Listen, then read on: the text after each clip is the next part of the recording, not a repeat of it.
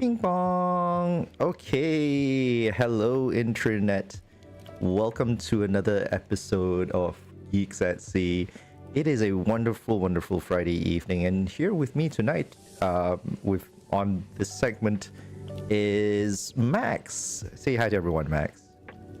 Hello, everyone. Hi, everybody. Hello. Yes. All right. Thank you for spending your Friday night with us. Oh yeah, this is once again another like a couple of old junkies, and like just coming here and talking about a good old days kind of thing, isn't it? Yeah, Yeah. mama. Yeah, it's a streamed mama session. Like instead we're just not sitting across like a coffee shop. Like I wish we were, but like we're not kind of thing. Yeah. Well, Anyways, all right. So for those who have never joined this segment before, Geeks at Sea is if you've never joined us before, my name is Jared, aka Bimji. This is my channel, Bimji Streams, the one place in the corner of the internet that's forever WIP, and someday we will do a rebranding wherever I can find the time. When that happens.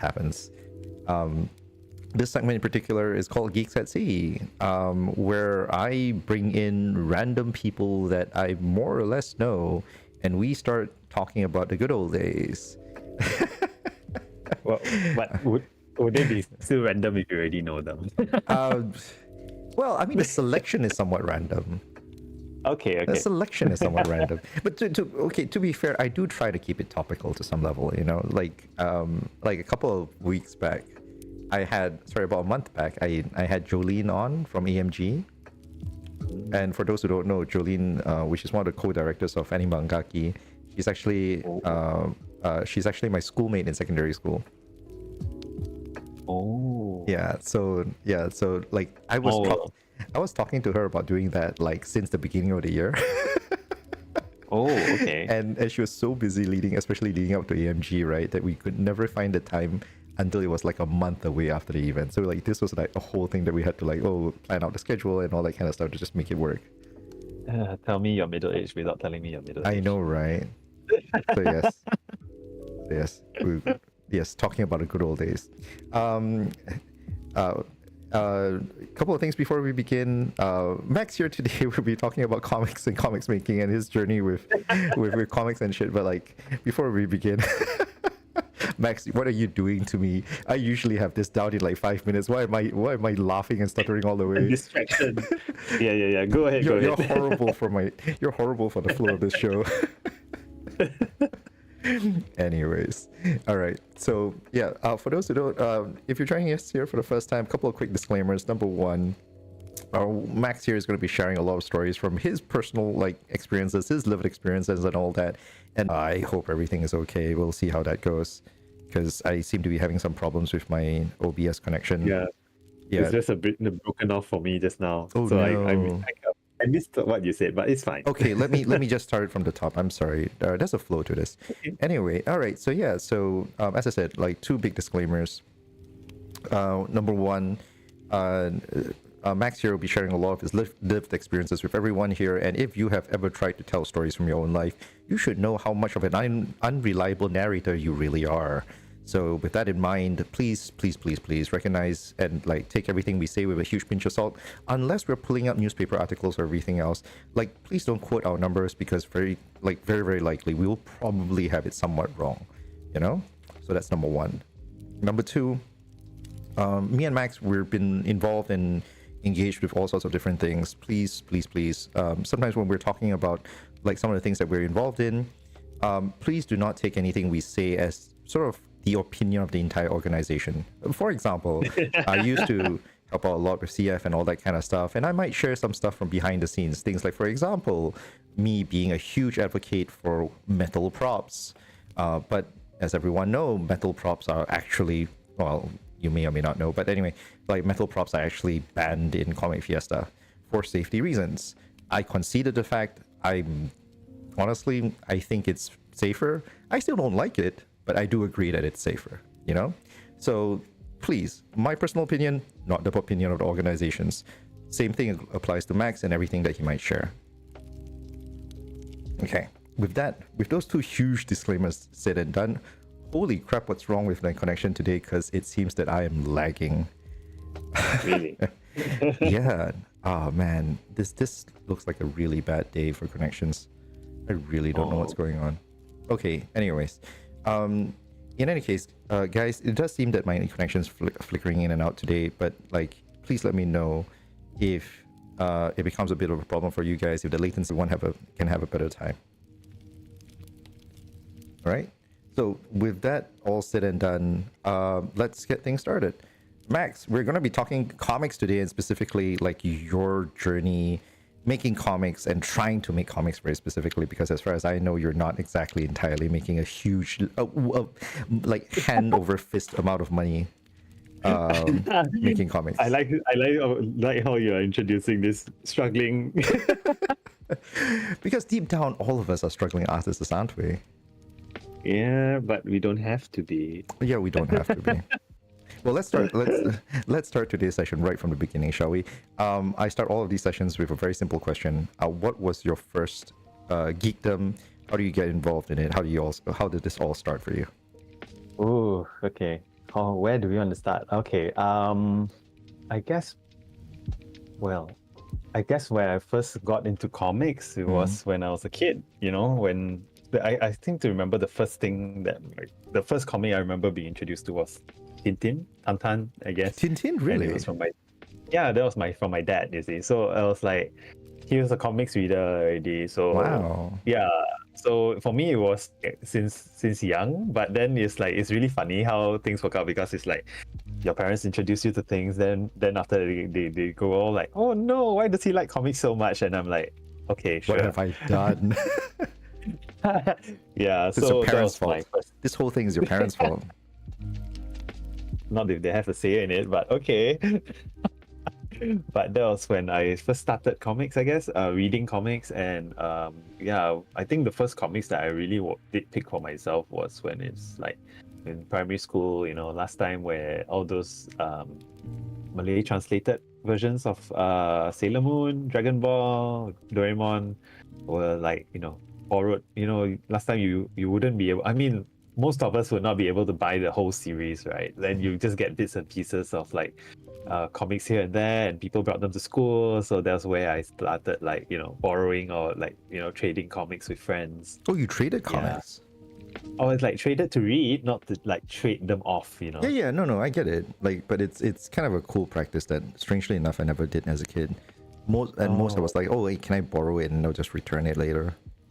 Yeah, I mean, we borrowed, then we traded to read as well. Wow, that's So it's like fascinating. sometimes if you have it, you can trade it. If not, so yeah, makes your dollar stretch Yeah, further, yeah, I yeah. guess. No, absolutely. So Yeah, when I was a kid, like I myself, my parents weren't like, super well off kind of thing. So what I yeah. would do is that I would like skip lunches. I'd lose a lot of weight by skipping Oh, lunches and then take that save money up the and like, money. yeah, save up that money and just buying my comics from the shop. Yeah. Yeah. Those were the days, right? Yeah. So from there, it was like, yeah, my fate was sealed. That's when I started really like Jing, jing, drawing. jing.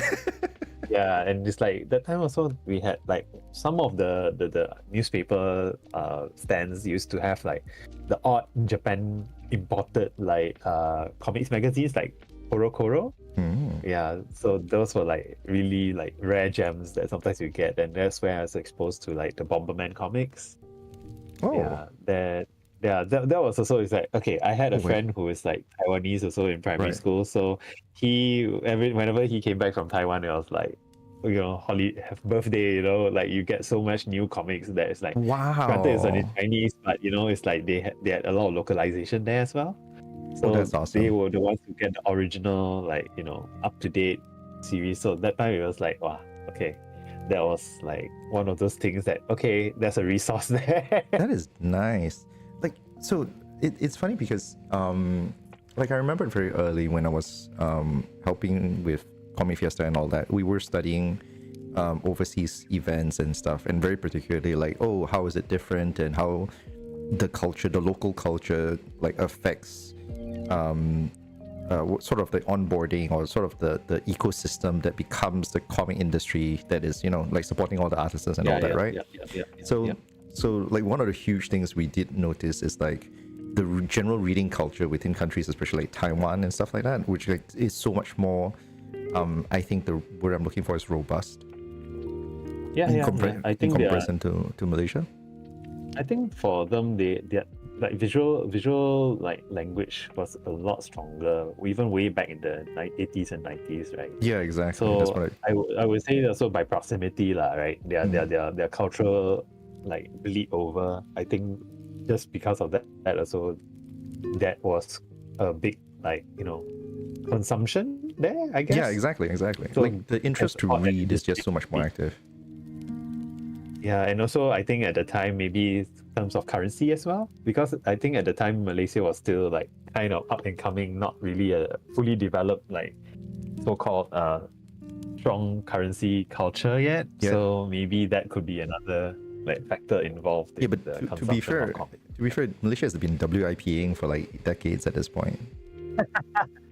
Don't say the quiet part out loud. I mean, I love my home Anyway, country. I love my home country. I I love Malaysia. yeah, Okay, so I'm like, yeah, I, but yeah, you have a point, I guess. So yeah. it's okay. Like from there, Mm. I guess for me, it was just developing from all this reading all these Japanese comics and being influenced, and then, well, I think it was more of like I was drawing for fun, really not wasn't really like doing it anything like serious or that. Being in art clubs and so on and so forth. Mostly a consumer of comics until like I think 2003. So that was when well, like I was in like secondary school, finishing up, and that was around the time when the first comic fiesta was like organized, I think. So that was when like of me and my friends from art club, one of them was like Saf Papaya, Mm. the other one was Easel. So Mm. that time I couldn't make it for the first comic fiesta in 2002, and because Mm. I had a family trip. I remember that very clearly because I was like, oh, bummed out. Curse But then you! Curse I you! promised that I would go the next year, so I With a did. So that's vengeance. when the first time ever we put out a zine, a comic zine, a doujin, so Uh, to speak, together under the banner Teamworks, right? Very chuny, I know. Yeah. So that was my first foray into kind of like really putting together a physical item of comic book, so to speak. I have been drawing comics before that, but it wasn't until then that it was like so-called put together in a way that's sold, right? So that kind of was a tipping point for me of like seeing that, oh, okay, you could do this as well. Then, nice. we did it for several years. We moved almost consistently every single year at Comic Fiesta since 2003. And then when I went to uni and all, then I was exposed to Western comics at the time. So that was also another turning point for me, was in around then when I was exposed to Western autobiography comics, particularly Craig Thompson's Blankets, and also at the time Scott McCloud's Understanding Comics. Oh, so sweet. that was a different sort of like understanding for me, and it wasn't until 2012, I think. That was 2010. That was when I did my first 2012, sorry. Yeah, 2012 when I did my first 24-hour comics day. Oh. And that was when I did a autobiography comic that kind of like made me explore the style that I kind of started off with and am drawing with now. So that was kind of what my foundation in terms of like telling a personal story in basically autobiography comic drawn in this style that I'm currently on. Sweet. Yeah, that's the summary. Took a while, but yes. No, not at all, man, dude. Like, so the sad and absolute truth is that I myself, as a comic reader, right, have always been a little bit sort of action-centric kind of thing, you know? So it's a lot of like Marvel, DC, shonen, like mainstream shonen stuff, you know? Okay. Yeah, the few... Yeah, I mean, like, mainstream shonen is great. You know, Marvel, DC also have their, like, you know... I mean, personally, I don't read that much superhero comics, but there are certain artists that, you know, sometimes just grab you and... absolutely. So, but yeah, like, it wasn't until I think it was in college for me that I started getting more exposed to even, like, I think the Chinese term was 绘画本, which was sort of like this illustration, sort of like almost picture book kind of style of storytelling. I know it's not exactly the same as a comic, because, you know, comics have multi-panels in a page and stuff like that, right? But like the idea of the 绘画本 is always been an illustrated book. Yeah, correct, exactly. So it's supposed to, it's almost like a child's storybook kind of thing, but it's not that simple, if you know what I mean. Like, the target audience is slightly more mature. It's not your 5-year-old, 10-year-old kind of thing. Will you say it's something like Jimmy Liao? Oh yeah. Actually, no. In fact, I think that's exactly his work that I was referred to. You need to double check, but yeah. So it's something like that. So it wasn't like that I was like starting to like look at storytelling, like visual storytelling in a slightly different way, you know? Okay. Yeah. So I mean, I think it's like, then after that, gradually I got friends who exposed me to Fables and Sandman and stuff like that. And unfortunately, I'm incredibly mainstream. my diet has been incredibly mainstream. No, that's fine. I mean, like, for me, I mean, even last time until now, it's like, because of access also, is like, how would you even be exposed to the more independent stuff, right? Especially in terms of proximity and availability, you know? Exactly. Like, yeah, I mean, for me, Hellboy Dark Horse used to be B, right? So now it's like more, the distribution is a lot wider than what we knew as kids, right? I mean, times have clearly changed. I'd argue, which strangely enough is a perfect segue to the main point. Like, one of the things that we were talking about when we're trying to plan out what to do for this segment was really talking about, like, how has sort of the comic scene changed, right, over the years. And I think one of the weirdest things is that we grew up, I don't know whether we are the first generation to have grown up with comics as like a staple part of our reading diet, you know? I think, I mean, if you look at people who like read NST last time in the 60s, 70s, I guess you would say Lat would be part of their diet also, right? Yeah, but like, so maybe not in the way of how we have it now in terms of a single story told continuously, you know, that's serialized and all, but in a different way, maybe, I guess. Yeah. So when I say that, I sort of mean it in terms of like how much of a diet is comics, if you know what I mean. Like, I'm not saying we don't read books at all. I mean some of us still read books. Maybe not me. You know, some of us still read books. Some of us. But like a lot of us do, like a lot of our fiction, like our approach towards fiction, indulgence towards fiction and stuff like that, right, does come in the form of comics.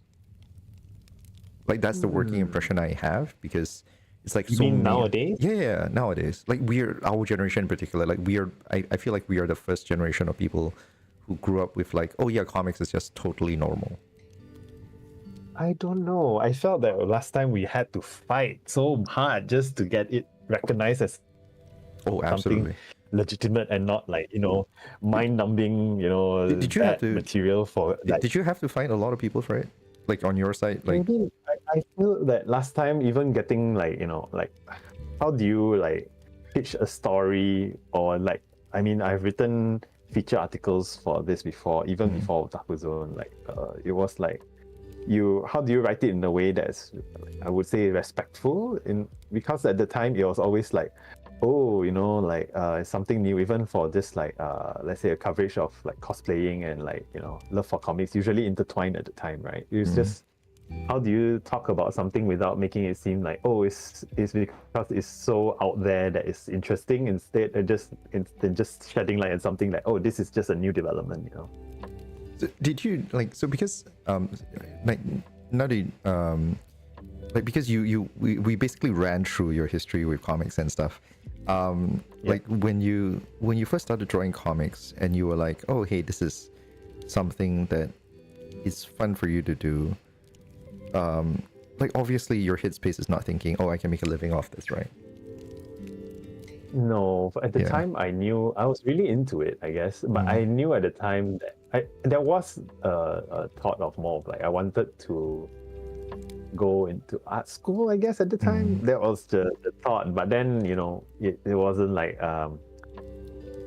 my parents wasn't very like, they didn't think it was the right path for me, so to speak. Typical Asian parents, right? So but that's at the the fight. time it was, yeah, that was the so-called fight. But at the same time I was like, okay, fine. I guess like, because I was surrounded by very talented people as well, so I did the whole reality check thing, and I was like, fine, if I'm not going to do this like as a so-called living, then I'm going to look at it as a marathon. So basically, like, okay, I've got like X number of years in my life, I'm going to gradually just do this on the side, kind of thing. Yeah, and I guess part of me is that's where I would say that I'm stubborn in a way. Like I kept that doing, like even for boothing and comics, like even zines, all this, for the much longer. It's not out of like spite or anything. It's just that I did enjoy it. It's just kind of like also kind of keeping the torch on in a way, because I know that so many of the people I knew back then aren't really making that many zines nowadays. And You say stubborn, I say persistent. yeah, thank you. I mean, like I mean, I'm thinking of people like like Yue. I don't know. You remember Yue? Well, okay, Like, yeah, like I know one of its members. At least I think, no, wait. yeah, I am mean, thinking of you the- had P on here, right? Yeah, I had P I on think- here. Like I had P on here. Yeah, I had Meow on here too. Yeah, and I mean, there's Huli also. All, and by the way, listeners, these are all like old. Okay, no, like classic CF members, Copy Fiesta members. Yeah. So I probably should give a little context in that space, right? For those who have never like watched the previous episode, just to fill you in, occasionally, like, we're gonna name drop a bunch of people, whose names are gonna sound like either random articles of like objects or stuff. Like, given by people who are suddenly having a seizure. But, Yeah, exactly. Because back in the day when we were young, You make it sound like so long ago. Okay, so Max, I just need a quick reminder for you, like the incidents in which you are talking about, things like Yue, when Yue was first founded, when you first did your first zine, that's 20 years ago at this point. I know. People would have been born. There are people who have been born and can now drive on the street And become parents in a period of time. Yes. Correct, exactly that. Your zine is old enough to drink and drive. Oh, that's true. Damn. Yeah, that's the context. That's the context. Okay, proceed. Anyway, so we were gonna name drop a bunch of people and from the good old days, so to speak.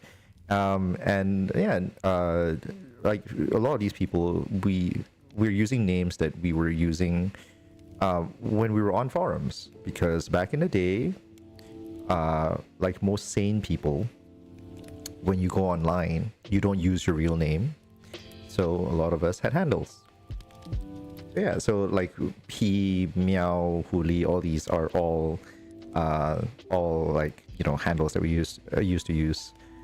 Also, by the way, Meow's in the chat right now, and Meow says hi, by the way. Hi, Meow. Yeah. I'm also going to take this minute here, like, for anyone who's watching, if you have any questions for either one of us, please feel free to drop it in the comments, or otherwise use the form that's in the description of the video right now. If you don't have any, it's fine. You know, just watch on. But if you do, that's an opening, right? So anyway, so yeah, so you were saying, Max, about how you were, you know, you tried to get into, you wanted to go into art school, and like your parents pushed back, and you know, you did a whole reality check, and you've been staying with it so long. Are you still boothing though nowadays? Are you still actively boothing nowadays? Yeah, I am actually. In fact, like, okay. So the first time I ever stopped boothing, like really, like just missed out one CF, was last year. Just very recent. So I broke my streak, and on CF's 20th anniversary, no less. Yeah, so I'm sorry, that's because I was like, yeah, my brain's farting real bad. Is it? No, I don't think so. No. So I think last year was CF's 20th event.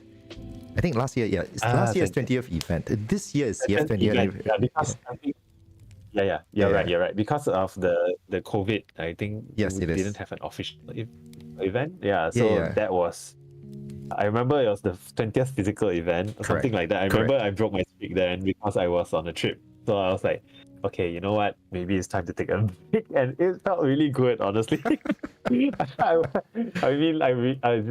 nice to take a break. All right, so let's do a real recap from that break then, if that's the case. So in the nearly 20 years of you boothing with CF and all that, like, has there been any major takeaways, regrets, highlights, anything of the sort? I don't think there are much regrets though. I think if there's something I learned is that, like, you know, especially as someone who makes zines, as in physical books to sell, right? As in comics. I think if you approach, the funny thing about this, right, is if you approach it with the only to sell mindset, right, I feel it's not going to, you're going to burn out very fast, and it's a lot less satisfying, because from my own experience, it's like, I mean, obviously, because ever since we, you know, at the start of CF, it has only just progressively reduced in terms of the number of books being sold per booth, and books take so much longer to produce compared to like prints at the time, you know. So for me, it was very much like, if you are thinking of earning back your cost and then some, right? Obviously, there are easier ways to go about it than to sell a physical book. That's just the economics of it, you know. Yeah. But in terms of satisfaction, I think nothing really beats the feeling that keeps me going back year after year creating books and comics, even until now. Is really just like getting that interaction, you know, sussing out people who, like, I mean, obviously some of them don't read the book immediately after buying it, but it's like by just being there consistently year after year, someone who has attended maybe 1 or 2 years ago, so they coming back and say, oh, I remember you I bought your book the last time, I really like it, and then they come back and say, do you have anything new, right? That satisfaction is just like, that's for me is really something that kept me coming back, you know. Because I know, I say this only because nowadays I understand that compared to when like you and I, when we first started boothing, right, the costs weren't as prohibitive, even though they were kind of like high. It wasn't prohibitively high. So is it still the pressure of earning back your, I think in terms of like breaking even, like you know, like earning back your cost of making your stuff, it's not that like easy. That's why I think it's very easy, like if you, especially if you do originals, it's not that easy to to really break into that market unless you are like pivoting to something else as well, you know, like the stationary fans and all. Right. Okay, this is going to sound a bit weird, but like in more recent times, I don't think I've really seen much dojins in CF. Like if I do see comics, it's usually an original one. It's rarely ever like, oh, fan comics and like, oh yeah, I did this based on another fandom and stuff. That's the funny thing, right? Because nowadays, right, if anyone does a fan thing, they'll likely do it as merchandise or stickers, right? Exactly. It's not going to be so much like a fandom. There are still those around, but I feel that there are so few. Yeah, exactly. Like people would rather. I don't know whether this is a fair statement, but I do realize that over here in Singapore, like I'm based in Singapore, by the way, it's like the convention goers tend to go like a lot more. Like at the time when badges first started coming into vogue, also it's like it became a thing, right, that people would buy, and so like display something you can bring around, your favorite character kind of thing. And I feel that in Singapore is very much this sort of culture at the moment as well. Right. So yeah, so I've not moved here selling books for a while already, I would say that. So if you go to any Singapore convention, a lot of times it's merch that you can wear most of the time. Wearables and stuff like that. And I think that is just the consumption pattern here. And I feel that that's also bled over into Malaysia a little bit already. Oh, I'm quite sure it has. That's why I think I mean, that's the reason why I speculate that it's like that's why there's not so many fan dojins around. There are, I've still seen them around, but you really have to like go booth by booth and not in the most prominent position. Well, okay, so a long time ago, Nerf and I, when we were working together and all that stuff, we would be looking at like, oh, why is like the issues with the industry and how do we make comics more mainstream and stuff like that. In part because we were volunteering for CF a long time ago too, and on top of that, he himself was working with a comic like publisher and things like that. The situation is a little bit more complex, but so I'm skipping it by just saying things like that, you know. Yeah, I get it. So yeah, so when we were having conversation like that, we would constantly like try to figure out what exactly is the issue within the Malaysian market, and part of that is the simple problem with like mass, in terms of like how big the individual language markets are and all that. But I was about to say that the thing about this that makes it extra complicated for the Malaysian market and to a certain extent Singapore market is that we have the comics market is segregated within itself into the language. Correct, like, right. So you know, the main ones are the Malay, the Chinese market, and the English market, which is I feel has the smallest market share. Yeah.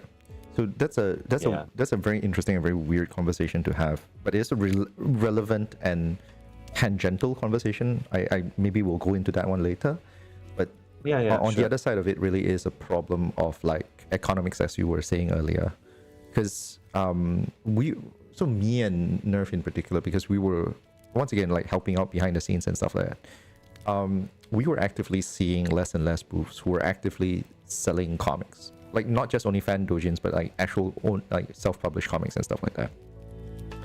At one point we saw the rise of illustration books, which is like Hui Pen that I mentioned earlier, Hui Hua Pen, and all that kind of things. Like it was a lot to do with the simple fact that the work necessary to do a comic, right, was so much higher, and even if you had the passion for it, the economics of it, right, would always be a deterrent for you to really like throw yourself behind selling comics very, very strongly, you know.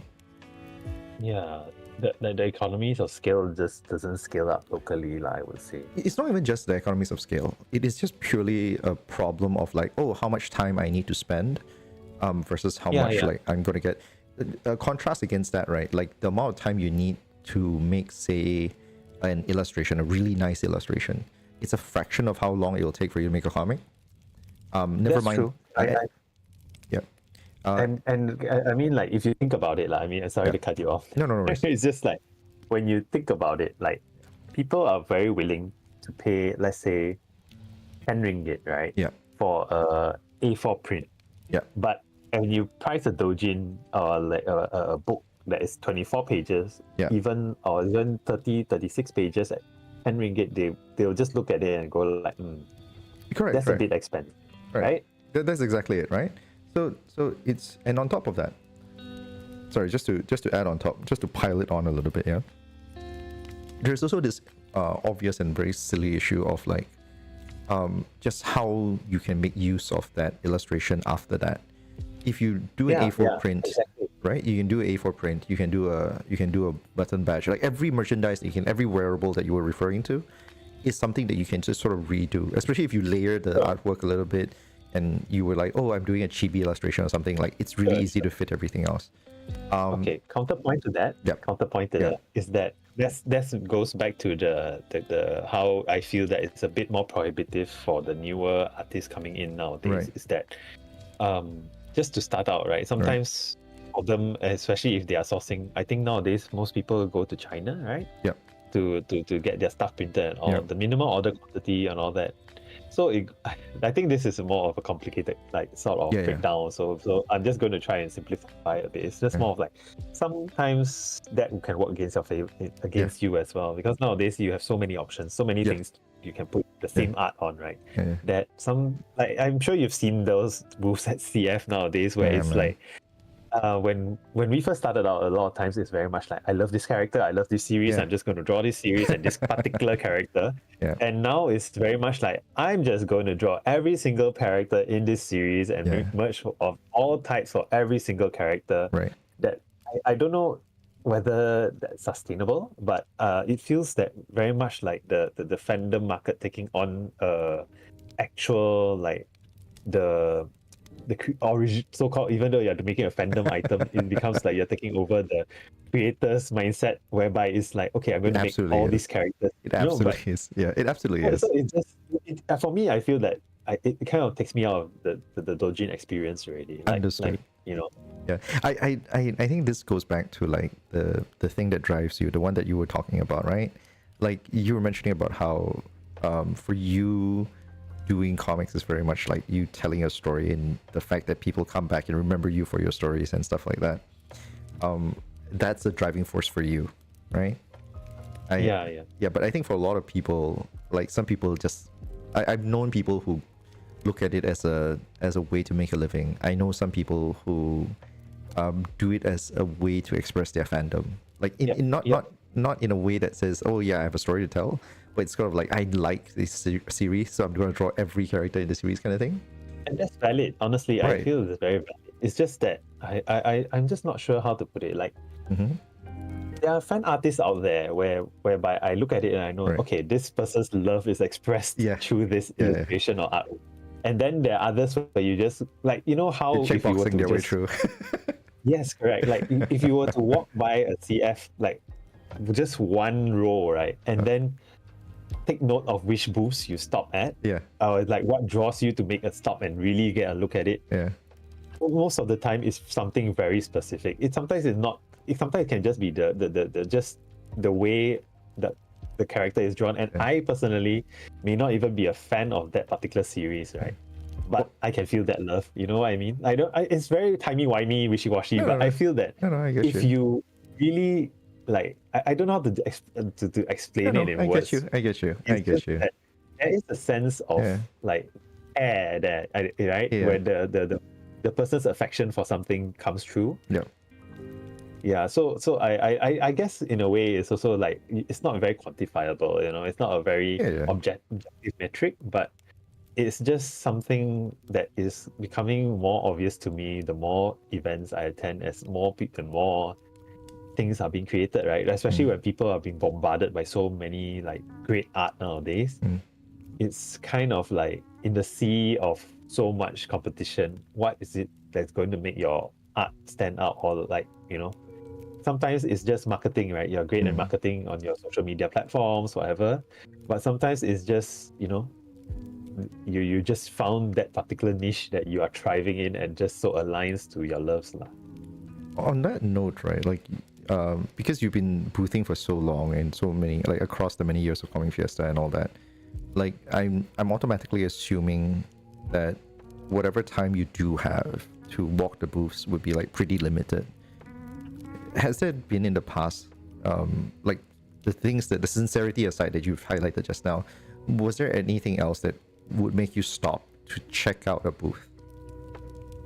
Well, so because as you mentioned that sometimes when we all booth at events, especially the boothers themselves don't have much time, so a lot of times most of us either set up really early the night before or early the same day, and then have our so sometimes I feel that when we put up our online marketing, like our catalogs and all that, yes, it's for there's the no people. Sorry, there's no audio? no. Is there no audio? Do you mean like? I'm sorry, no, because someone in the chat just mentioned that there is no audio. Oh, Okay, I'm sorry. I stopped you in the middle there because someone else was saying this. I'm going to do a quick audio check just to see, because it looks okay on my side.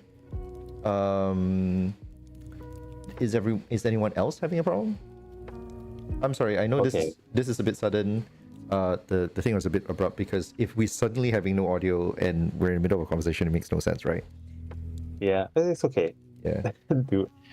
Just need to do what you need to do. Yeah, I know, right? This is just horrible. Thank you guys so much for your understanding. By the way, today is going to be one of those like ultra audio centric ones. It's also another reason why I'm stopping us suddenly, because yeah. Oh God, let me just look myself up. Oh, okay. All right. Meow is saying that there's audio, so it's not an issue, I think. Maybe when you join, you need to like unmute or something. I don't know. Yeah, I'm just gonna leave it at that. If Meow's hearing it and my recording is there, I hope everything's fine. Oh God, that was just crazy scary. No, it's okay. By the way, so I will continue. Yeah. No. So I just want to take the opportunity. We'll do a quick reset on that one, right? But I just want to take the opportunity to remind everyone, if you have questions, there's a form down there, and just leave the questions in the comments, or you can fill up the form. These two things. Oh yeah, okay. Thank you.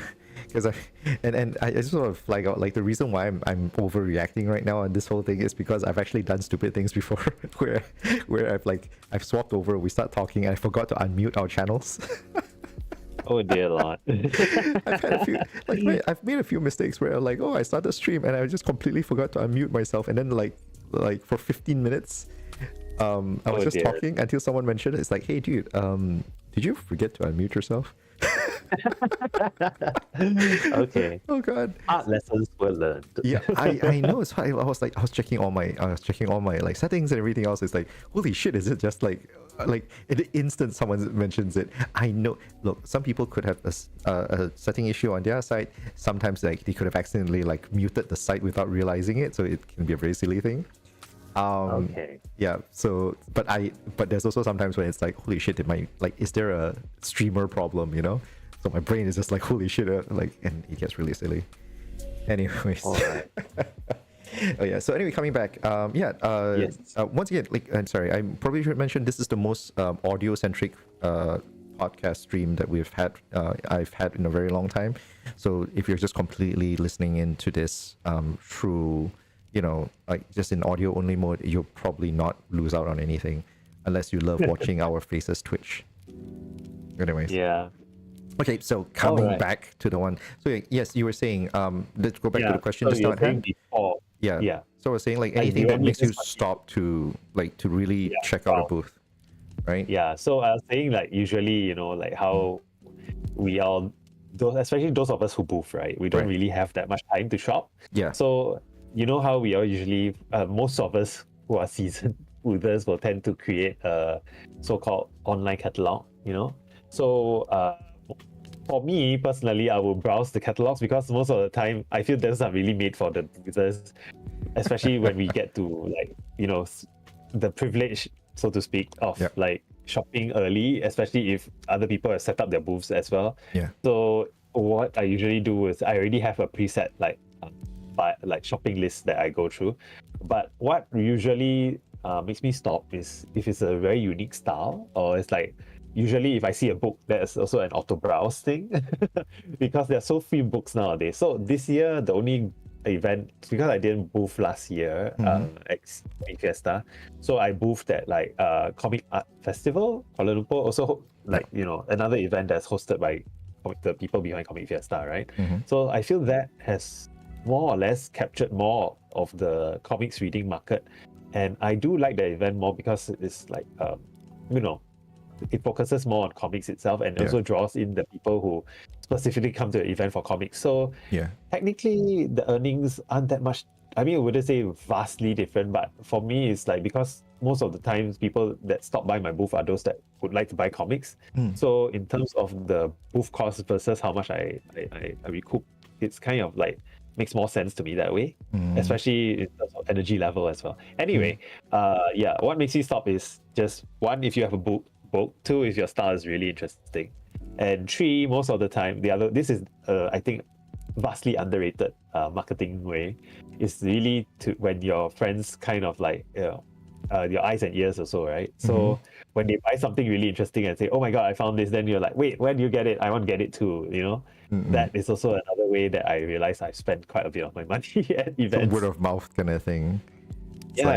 It's basically how well your friends infect you with like the booth knowledge. That's the thing, because sometimes even if you walk past the booths really fast, or even if you intentionally stop by each and every one, you might just like miss out. There's so many booths nowadays that is like absolutely.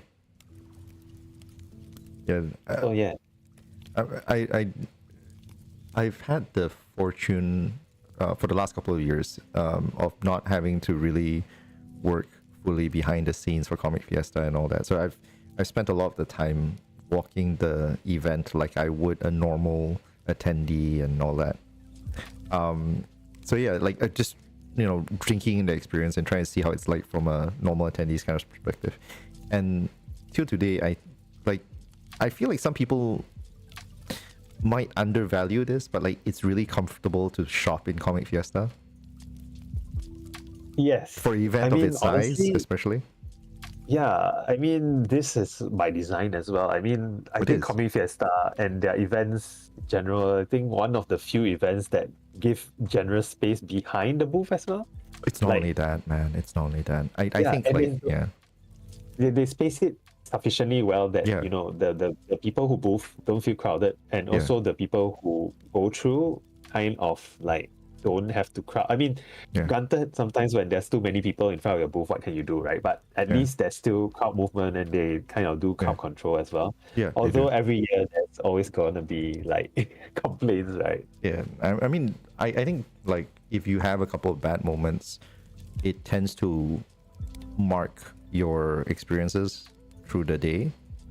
But on that note, I am very curious about you about that one bit of experience, because like how bad is like have you gone to events where the crowd control is really bad? Without naming them, yes. Like I'm not going to name drop any one of them because I don't want to start a fight on the spot, but like I do enough of that outside. I think there are like it's like sometimes every event will have its bottleneck areas, right? Right, exactly. I guess it's more of like it's unavoidable. It's just how you manage it, right? Correct. So the question I wanted to get at, the question I wanted to get at was like, how have you experienced a significant impact from like your sales or interactions with people as a result of that, like bad crowd management kind of thing? Because I know, like for me as a person who's walking through booth areas and stuff, the instant I see like a stupid amount of people gathered in a space, like the congestion, if I feel the congestion is a little higher than normal, I'll find the quickest way out of that space. You know what I mean? I mean that definitely. As a con goer, I have experienced that. As a booth owner, thankfully I have I mean, sporadically certain areas, yes, but not to the extent of like, the so-called the Bermuda Triangle, whereby if you are located next to really popular booths, that was a different problem altogether, man. That's a different problem altogether. That's a different problem altogether. So like, and especially if I mean, among boothing neighbors also, there's also things of like conscientiousness. So some booth owners who either maybe new or inexperienced, or even those who are experienced but just don't care, they are not very aware of spillover from their booth. Right? Sometimes people just more interested in your stuff, and you know they are queuing up to go to your booth, but by queuing up, they are spilling over and blocking up someone else's front of their booth. You know, stuff like that usually is like I think most booth owners are aware of. It's just that sometimes when things get too busy and there's only one person behind the booth, it's really hard to sell your stuff, find the merch, and you know find change and all that while controlling the people in front of the booth. So sometimes we kind of like you know understand, but we'll just like gently hurt people away, especially if you are like you know familiar or like you've moved a long time. There are ways to do it, but sometimes when there's just you're attacked from all corners, it's a bit more tricky, I guess. But imagine it being like kind of, I mean, I've opened a booth myself once. At the time I was selling, I sold a compilation, which I did horribly, by the way, with a couple of my old college mates. I look back at it and go like, holy shit, I thought this was okay. Hey, I mean, it's definitely a time capsule. So I mean, it is. But having said that, like, it was at a time when CF was a lot smaller, and I think the crowd was very different. You know? Yeah, for sure. Like things have changed a lot. I think, like, you remember Sri Sedaya, you know, where it used to be like a school hall, or if it's like at the National Art Gallery, you know, things have definitely changed. Absolutely. I'm curious though, like after so long boothing and all that, do you think that it's your passion for comics that keeps you boothing, or do you think it's boothing itself that sort of like kept the flame alive? I think for me, it's definitely comics. I think boothing a lot of times, if you can outsource it, or if any artist can outsource it, I'm pretty sure they would. So if it was really up to you, you'd be like, oh yeah, like no, but okay, I caveat this is that without boothing, you will not be able to meet your readers. Exactly, right? Like that's why I'm asking, because I felt like that interaction fuels some level of like, oh hey, I want to do this, I want to keep doing this kind of thing. I mean, it's definitely this little Ouroboros or like yin and yang effect, you know. Like, but the thing is, you need to create your comics first, lah, right? You need to love the medium first before you can get everything that comes after, I guess. Do you think that that's something that a lot of people still, I mean, like for a lot of younger artists especially, that they don't really feel it, and that's why like not many people go into it? Or is it still purely an economics thing where it's like it's not giving you like the reward for dollar kind of thing? Yes, so but you do this is a conversation I've had with some of my like artist friends who are in the same like age cohort, right? We are kind of saying like, are there fewer comic artists nowadays, or is that apparently they just find a different medium for storytelling, right? Whether it's like you're talking about Instagram Reels or something like you know they pivot to video a lot more. But another thing that they will mention is that they kind of do more animation nowadays. I feel. From what I hear, I'm not sure if there's any hard empirical like fact based on this, but it's just that in terms of like new comics, I don't know. I guess for me it's like, because I'm not very familiar with the, you know, like the what's it called, webtoon side of things and all that. I guess there might be new artists there as well, but I don't consume as much comics on like the web comic apps. But that's not animation, right? That's not the same as animation. No, but what I mean is like, maybe it's just that I'm not finding the younger artists on those platforms, maybe. It's just that but from where I stand nowadays, it's like I don't see them as much in events. Like you definitely don't see the stuff that we used to have in like Comic Festa 2003, where you know it's regardless of quality or anything, people are just doing it because they love it, kind of thing. I think that is not something that we see very often nowadays. Yeah, I do. In terms of like, you know, that sort of like just jumping into boothing because of the price and just putting out something because you love it instead of worrying about recouping your costs, sort of thing. Yeah, I do suspect for that reason some part Does of that make sense? Yeah. No, I do. And I think like for like some part of it, right? Can you hear me, or am I like no, I can hear you. What's wrong? cut off? Can you not hear me? Can you not hear me, Max? Oh no, Max, did you? No, did I fall off? No. Suddenly I couldn't hear you. Oh, you couldn't hear me. I think it's on your side then, because I could hear you fine. Okay. Yeah. Yeah. Tonight clearly is a night of technical difficulties. So what were you saying? Sorry. Yeah, I was gonna say like, yeah, I was saying like how you mentioned one thing just now about the booth cost and all that. I do think like at some level, the cost of the booth has become somewhat of a deterrent for younger, like sort of smaller or less well-off artists. I tend to worry about that. I know CF works really hard to try and keep the costs of it low to make it accessible and all that, but like at the end of the day, the overhead needs to be considered, and like the event obviously can't be run 101% based on charity. You know? Yeah, I mean like, but you see, right? Like, let's say last time it was like a booth is about a double booth or something like that. I don't really remember the exact price, but let's say it was like 50 or 100 ringgit. Now it's like you have to at least get 400 ringgit. You know, I think if it's not wrong, plus 50 ringgit is deposit. I think it's 500 now. If I'm not mistaken, I'm not 100% sure. I don't know. I'm not sure about this year's one, but yeah. So I mean, there are ways around it. You share with your friends, blah blah blah. But that's not a guarantee, right? So I mean, of course, the point will be like, why do you need to booth in order to like sell your stuff, right? Yeah. But I think that's just that. It's just different putting something up online and getting a comment versus it is selling it face to face. Yeah, it is. It's also one of the things that like the one that you were mentioning about how you don't really see comic artists or young comic artists opening booths. There are exceptions, clearly there's exceptions, but even then, like I don't know many people who actively comes out of like art colleges or whatever else there is, and actively says, yeah, I want to draw comics and all that. Because there are a lot of people who are willing to tell stories, and a lot of them, what they'll do is they'll end up in animation, or they straight up just do writing. People like me, especially. Or some of them go straight into like viz dev, visual development.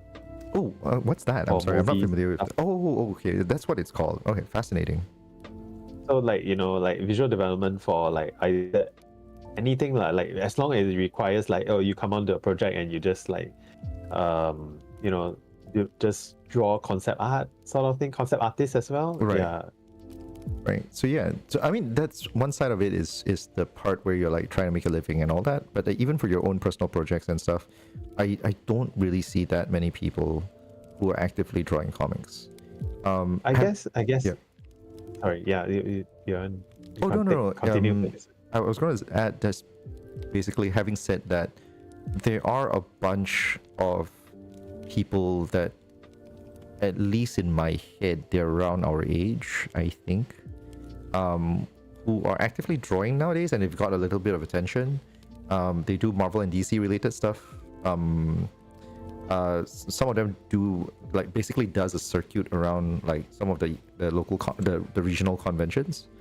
I've unfortunately have not had the pleasure of visiting them in one of their shows. I really hate the fact that I have not.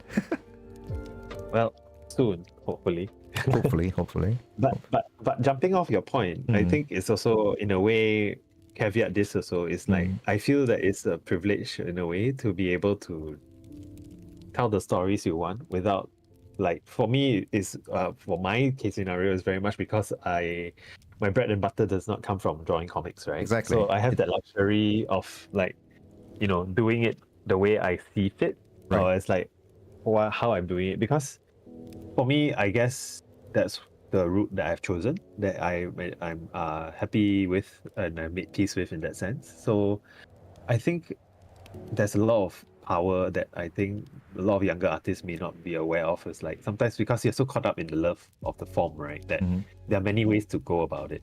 And I think I've seen too many people, too many friends especially also, who have like gone to art school and just burnt out, and like some of not just artists, I mean like not just like visual artists, I know people who have gone to music school, hated the experience so much and just left music altogether. Yeah. Like because of all you need is just one bad teacher, right? And or like, you know, someone who just ruins or just creates this trauma response in you that Yeah. you just distance yourself from the thing you love, or it becomes the thing that you hate, you know. Yeah. And I was wary of that at the start because I guess for me the financial pressure of and tying it together with like an art form that I love, I kind of knew there were warning signs there. So I just decided like, okay, you know what, it's fine. I can try and make peace with it. I mean, in fact, the first autobio comic that I told you about just now when I first started drawing was literally choosing between like the arts and the science streams, you know. The Road Not Taken, like from that Robert Frost poem that we are all forced to read back in Form 5, I think. I think it was from 4 actually, but yeah. Oh, yeah, Like, yeah, you're right. I still, oh, to be fair, like I still freaking love that.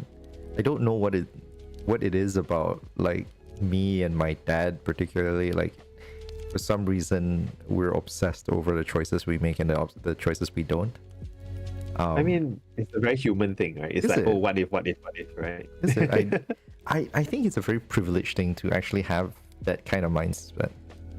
Because I guess in a way, yeah, to actually wonder of like your options, right? To have Exactly. options in the first place. correct, exactly, to have options and wonder about your options, you know, and obsess over it. That's a completely different level of privilege.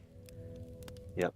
Yeah. But yeah, I was going to ask also like whether this was part of the calculus in the beginning when you're doing your reality checks, but I think you sort of like answered your way in.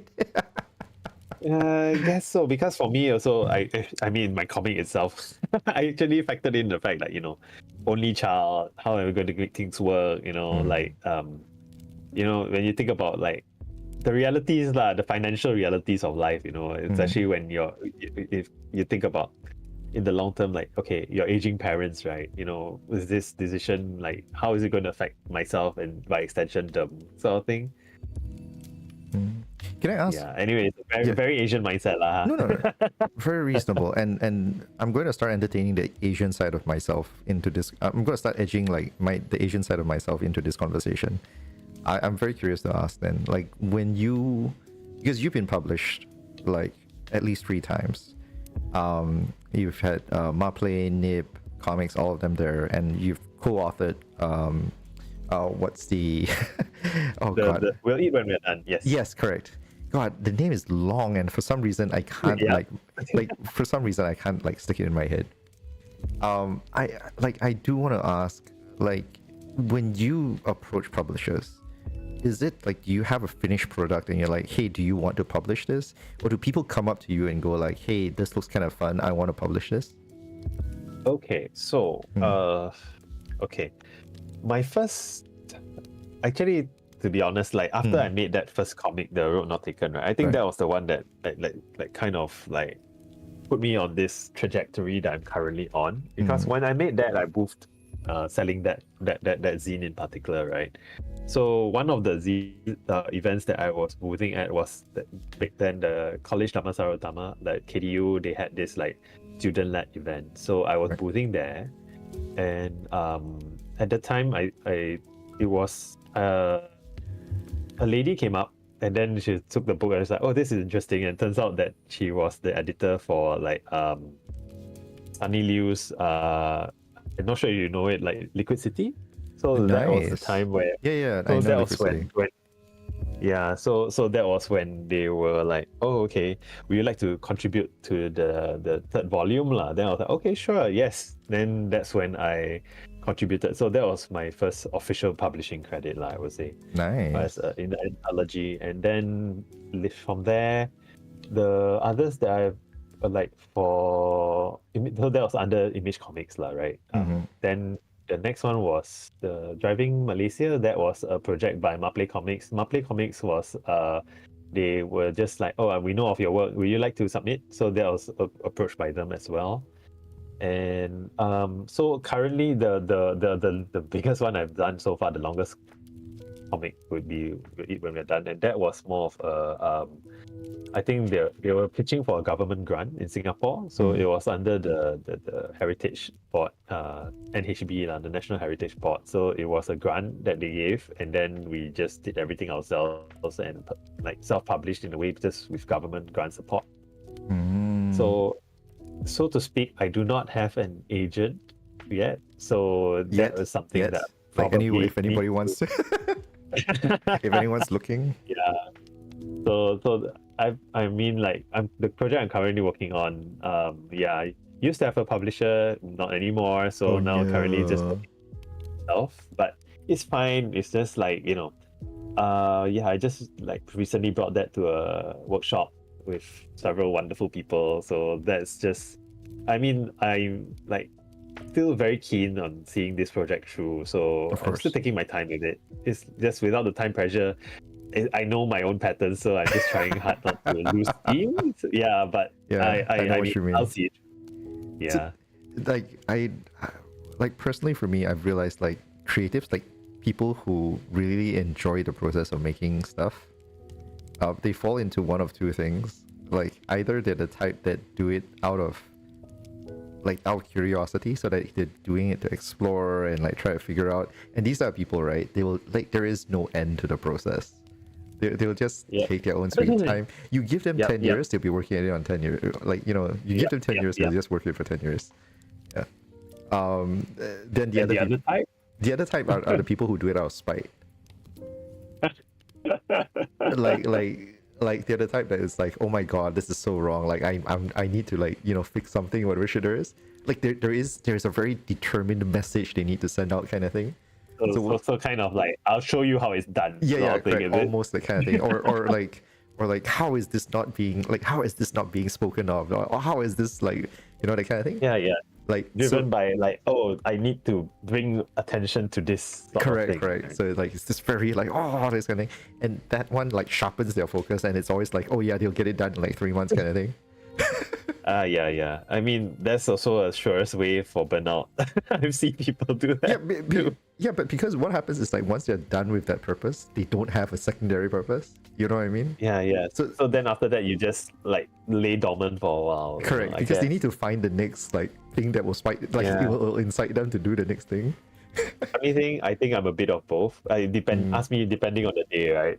yeah, correct. Like to be fair, I am too. I was about to say, it's like I thought you were going to like, I'm not sure if you heard of it, the gardeners and architects sort of.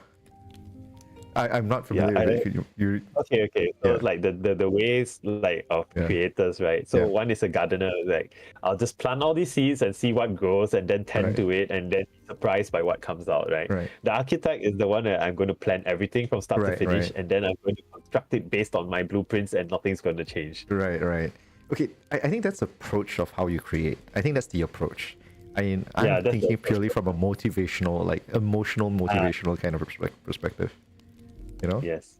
It's like, why do you want to create? It's like one of it is just purely out like, oh, I just like the idea. I'm just curious. Let's see where it goes, kind of thing. And like, oh, it's just exploration. The other one is like, I have something to say. Yep. Got it. Yeah. Oh man. But yeah, it is very curious. Then in that case, right? Like you don't have, but it does sound like, at least from your stories, you had what essentially is a journey that's very similar to what some people, or at least what I would imagine to be sort of the typical, I know it sounds weird, but like it sounds like a lot of like the typical doujin route to becoming published.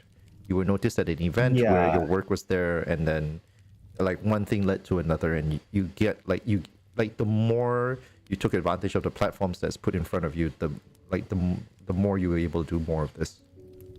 Yeah, I guess, you're right. It's like, like just by being present, I guess. Sometimes it's just like you never know when or who is going to see what you put out, right? Exactly. And sometimes it's just luck. It really is a lot of luck, and it's also a lot of just like what they say is like 99% of like preparation and 1% of luck kind of thing. So it's not going to happen for all the time for everyone, but Yeah. if you can find it in you to just keep doing it, I guess, Yeah. and out of the love of the medium or whatever else that motivates you, who knows, right? The joke I've once heard for struggling fine artists, illustrators, the ones who work with traditional works and stuff like that, right? Was it's 99% perspiration, 1% expiration. True. You'll get paid when you die. So sad. I know, right? God damn it! Oh, that took an unnecessarily morbid turn.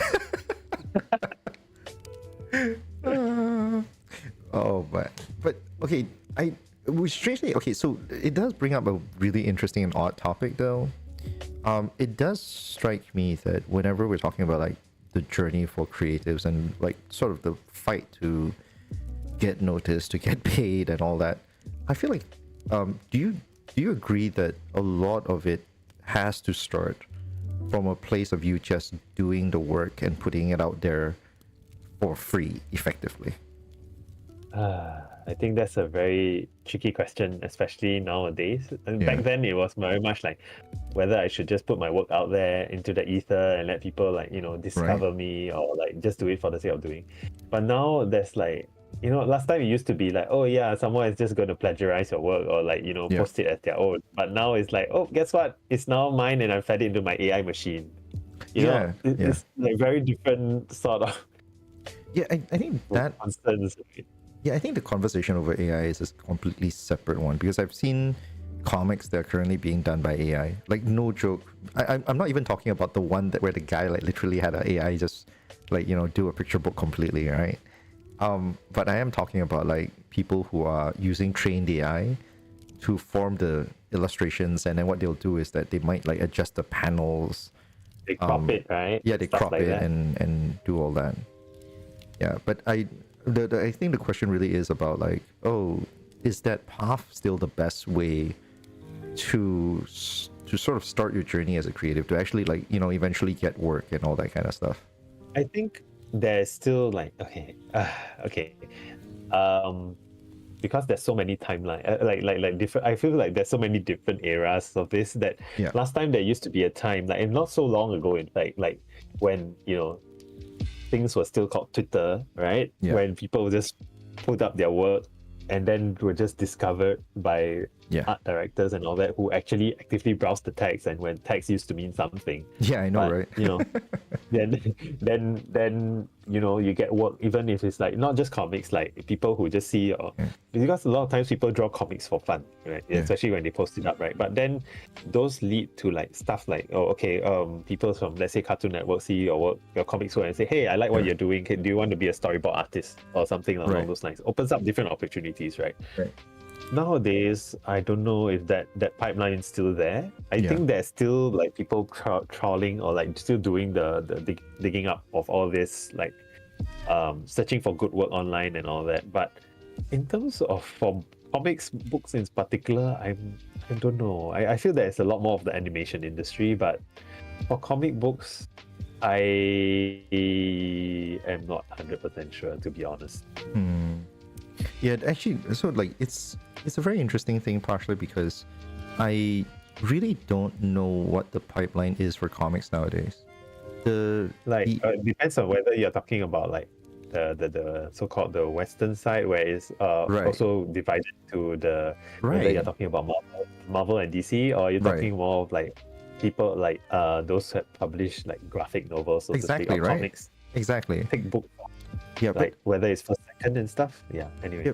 No, but I think that's exactly it, right? Like, it feels so much like how so much of you trying to get your initial like sort of like step in kind of requires you to put your work out there and basically have some sort of following. I'm sorry, it's a bit of a coffee thing, but it requires you to say, oh yeah, hey, this is my work. I have like 60,000 followers or whatever it is, a very large number kind of thing, and it's like that gets eyeballs, and publishers starts taking notices, and like, oh yeah, hey, you got this following and all that stuff. I'm interested. Like, I don't know how much of that is a factor, but I feel like it would be kind of thing. Like that's really where the I question think was it partially is, coming from. especially for online platforms. Like I Yeah. think if you first post up online, I mean, from my basic understanding of it, Mm, is like if you post on webtoons, all that, mm. you can kind of share your comic for free and everything. Right, But right, then they'll start paying attention to like the number of viewers. Then that's how they discover new right. creators that they would maybe want to feature. Like I'm sure they have internal metrics. Like I know that the Yeah, Korean side, like they do really keep track of these metrics to like have superstar yeah, creators sort of thing. yeah. Because And I do know, like you were saying with animation and stuff, right? Like I do know that there's so many animators that they do fan works posted up on YouTube, and they link like their original sources and all that. And then eventually they get a little bit of traction because the original sources are like, oh yeah, hey, this looks pretty cool, and I'm going to share it. yep. Yeah, so that gains traction, and then sometimes they even get engaged, like commissioned to do work for the original sources and all that kind of things. So that Yeah. just basically snowballs over time. Yeah, I think it does. And I feel that also like it's I feel that nowadays, especially if you are targeting the graphic novel sort of Mm. thing, right? It's much easier if you just get an agent to like kind of suss out the book deals for you. Yeah, If like you are the skill really of the like ones that doing aren't good, right? oh yeah, or kind of like just fighting or advocating for you to a Yeah, I know. publisher and like who believes in the particular book that you want to do, right? Yes, you need. Because unless you are, yeah, like you're just handling someone else's IP and just Mm. being like a cog in the process, that's a different story Yeah, I know altogether, what you mean. right? Yeah, you need an agent that's willing to be a kamina for you. Like go up to you, puts an arm on your shoulder and literally goes like, "Don't believe in Believe in yourself. Believe in me who believe in you. you, let yes, pierce let the me sky. follow me. We will pierce the sky with your work." That kind of thing. Uh, I think yeah, best words for a talent agency. Don't believe in yeah, yourself. but that's the thing also, right? Right. Like, okay, I mean, now I'm going to circle back to the fact that it's like, in order for you to get an agent, you have to like look to the West. Mm. Like, we don't have a critical mass locally of a good even anyone who actually is like an agent who is like connected to the scene there that really can like. I mean, I if they are, I really am not familiar with them lah. Mm-mm. So a lot of times, most of my friends who are working with the West, with publishers in the West, tend to have like agents who are based in the West as well. I keep forgetting that like because both of us are not having our videos on like even off stream, that you can't even see me nod. Yeah, it's fine. I'm just like when there's a pause, I assume you're reacting to it. Yeah, it is. I'm nodding a lot, and I'm like I've constantly had to remind myself to But yeah, like because of that, and I feel that another thing is that those of us who are privileged enough to be published, like for me, I feel that working with editors and all that, so it's a whole ecosystem, right? Right. So I feel because locally our like, depending on which particular like language market you're targeting as well, like we don't have that many people who are like essential parts of the usual typical process that is in the West. Like we have a lot of creators. Actually, Malaysia has a lot of quite internationally renowned creators compared to our land size versus other countries. Yeah, that's why I feel that it's a strength, but also like another brain drain sort of situation. It absolutely. So like I don't know whether you've seen this on social media, but like a lot of people used to share what the ideal living circumstances were. It's like, and deep down inside there was always a Malaysian version of it, which is like staying in Ipoh, earning USD, like earning in USD and all that kind of stuff. Yeah. And it was always the better thing. Like you talk about it as a brain drain, but at the same time it allows you to live so much more comfortably, For sure. But I feel that this also opens up a different sort of conversation where I have actually heard behind the scenes that, some people are just very much like, oh, why aren't artists like, like, why Yeah. are they asking so much? If they really cared for the craft, they'll just become starving artists in some godforsaken place where they are just paid better, or just living off, they should be happy that they get to make art at all for a living, Oh God. I have to ask on that one. Like, do you really see people who ask these kind of questions? Like, do people around you actually say shit like that? I won't say names. Yeah, please don't drop but names. It's fine. They are, and the thing is, it's very sad when you hear like it's like, oh, these are not just Yeah. people who these are people who actually are in positions of power, like very much like people who can who, I would say would maybe like to perceive themselves as tastemakers. Yeah. I know what you mean. I just really thought that they were parodies of the old times. Like, now that we've sort of moved on a little bit, I thought that they would have expired. I really think that every generation has its quota. Yeah. No. I look. I work in the games industry, right? Like, that's like, if you know anything about the games industry these days, you know that it's been rife with layoffs and stuff, and that thinking is a huge reason why there's so many layoffs. Which actually leads up to a separate question I wanted to ask you about, and this goes into something that's a little bit more technical. So I really am very, very curious, because you've been published with like different publishers and all that. Do they come to you with reports saying like, oh, you're doing pretty well in different areas and what your target market is? Do you get stuff like that? I'm very curious to know. Okay. For my personal experience, no. Oh, but okay. Depending on the publisher, I've heard that sometimes they come back to you with sales reports, right? Right. The traditional publisher very much works on a model of like, okay, when you sign this contract, these are the terms laid out. First, when you sign the contract, you get maybe like 10% or 15% of your advance. Then later, when you hit a different milestone, like when you finish like the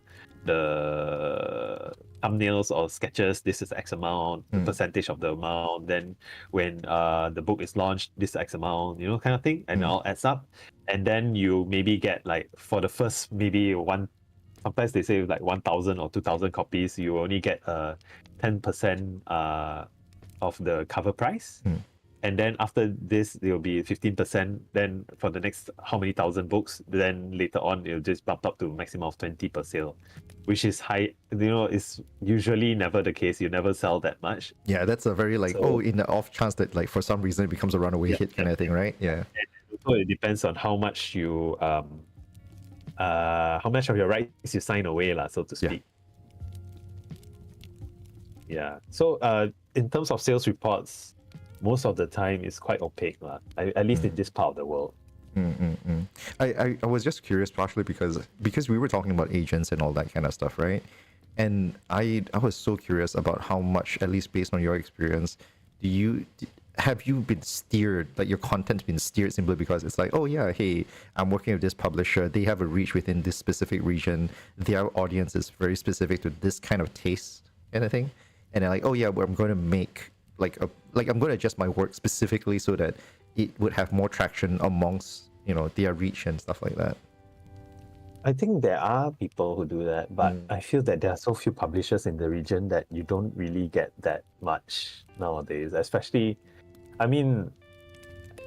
I think if you're not just talking, let's say if you're not talking just about comics, right? You're talking about prose and all that. Yep. I feel there's definitely a strength that some publishers in this region can leverage in terms of knowing maybe the distribution patterns, the markets and all that, or reach within to certain readership.